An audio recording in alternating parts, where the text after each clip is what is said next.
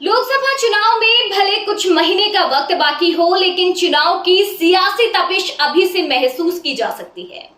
इसकी बानगी भी तब देखने को मिली जब प्रधानमंत्री मोदी ने संसद के दोनों सदनों में राष्ट्रपति के अभिभाषण के धन्यवाद प्रस्ताव पर अपनी बात रखी। चाहे राज्यसभा का भाषण हो या लोकसभा का, दोनों सदनों में उनके निशाने पर कांग्रेस रही।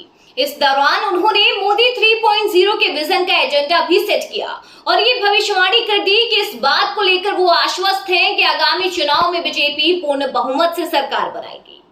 अब लोकसभा के बाद राज्यसभा में भी पीएम मोदी ने फिर से कांग्रेस को कटघरे में खड़ा करते हुए दोहरा दिया कि 10 सालों में कांग्रेस के पास अच्छा विपक्ष बनने का मौका था, लेकिन वो इसमें भी नाकाम रही।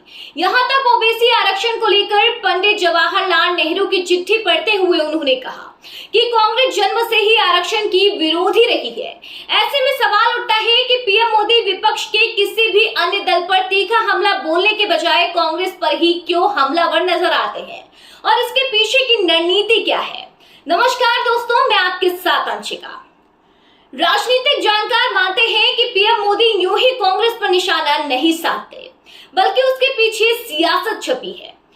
मौजूदा वक्त में देखा जाए तो बीजेपी को टक्कर देने के लिए केवल कांग्रेस दिखाई पड़ती है, क्योंकि सियासी जनाधार के आधार पर अन्य विपक्षी दलों के मुकाबले कांग्रेस एक बड़ी पार्टी है। उसका जनाधार दक्षिण भारत तक है। अन्य विपक्षी दल बीजेपी के खिलाफ खुलकर बयानबाजी तो खूब करते हैं, लेकिन जब बात चुनाव की आती है तो वो अपने अपने राज्य के अलावा किसी अन्य राज्य में दम भरते नहीं दिखाई देते। लेफ्ट पार्टी केवल केरल तक सीमित रह गई है। ममता दीदी तीसरी बार बंगाल की सीएम बनी, लेकिन बावजूद उसके वे देश के अन्य राज्यों में टीएमसी का वजूद स्थापित करने में नाकाम रही। अखिलेश यादव यूपी की राजनीति से बाहर नहीं निकल पा रहे।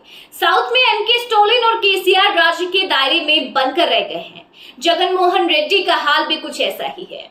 वहीं शरद पवार और उद्धव ठाकरे राजनीतिक वजूद बचाने के भंवर में फंसे दिखाई दे रहे हैं। आम आदमी पार्टी ने दिल्ली और पंजाब में सरकार बनाई है, लेकिन बावजूद इसके वो बीजेपी का विकल्प नहीं बन पा रही है। ऐसे में राष्ट्रीय स्तर पर उत्तर से दक्षिण तक बीजेपी को कांग्रेस चुनौती देती नजर आ रही है। संसद से सड़क तक राहुल गांधी ने लगातार बीजेपी के खिलाफ मोर्चा खोल रखा है। वे लोकसभा चुनाव से पहले भारत जोड़ो न्याय यात्रा के जरिए बीजेपी के खिलाफ देश भर में माहौल बनाने का प्रयास कर रहे हैं। कांग्रेस के परंपरागत वोट दलित मुस्लिम के साथ ही ओबीसी वोटों को भी साधने की कवायद राहुल गांधी कर रहे हैं। बीजेपी ओबीसी वोटों के सहारे ही लगातार 2 बार सत्ता में काबिज हो चुकी है और तीसरे बार भी ऐसा ही करने की फिराक में है। यही वजह है कि पीएम मोदी संसद में कांग्रेस को ओबीसी विरोधी कटघरे में खड़ी करने की कोशिश करते नजर आए। पीएम मोदी ने कहा कि कांग्रेस जन्म से ही ओबीसी और आरक्षण की विरोधी रही है।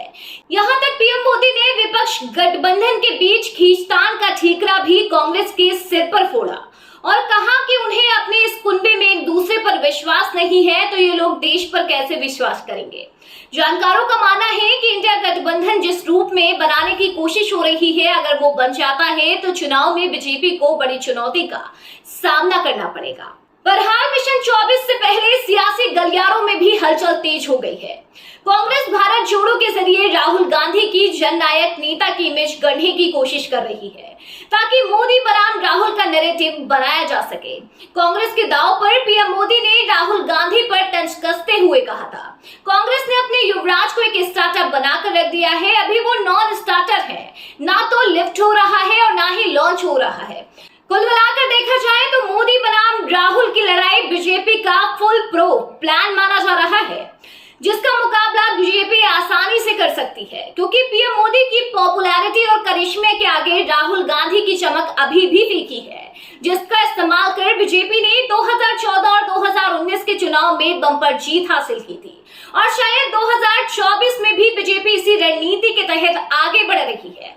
फिलहाल लोकसभा चुनाव में कौन जीतता है या कौन नहीं, ये तो वक्त बताएगा, लेकिन इस खबर पर आपका क्या कहना है, हमें कमेंट बॉक्स पर अपने विचार जरूर बताएं।